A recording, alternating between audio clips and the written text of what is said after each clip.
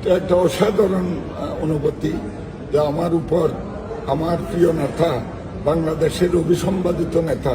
বাংলাদেশ জাতীয়তাবাদী দলের চেয়ারম্যান, বাংলাদেশের বিপুল ভোটে নির্বাচিত প্রধানমন্ত্রী শহীদ রাষ্ট্রপতি জিয়াউর রহমান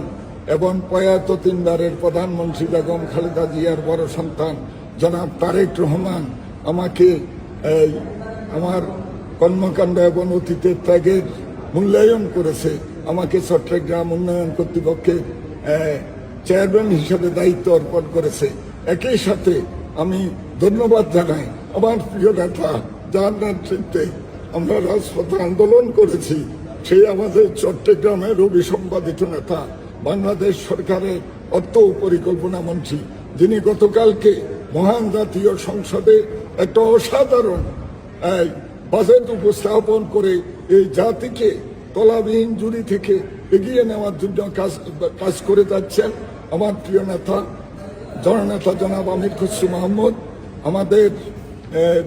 বিজ্ঞ প্রবীণ রাজনীতিবিদ, দুঃসময়ের কান্ডারি বাংলাদেশ জাতীয়তাবাদী দলের বিপ্লবী মহাসচিব মির্জা ফখরুল ইসলাম আলমগীর, আমার গৃহায়ন ও গণপূর্ত মন্ত্রণালয়ের মাননীয় মন্ত্রী, আমাদের কুমিল্লার কৃতি সন্তান,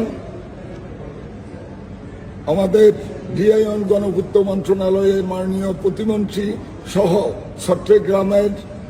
পার্বত্য চট্টগ্রাম বিষয়ক এবং ভূমি মন্ত্রণালয়ের প্রতিমন্ত্রী মীর মোহাম্মদ হেলাল উদ্দিন, আমাদের চট্টগ্রামের মেয়র,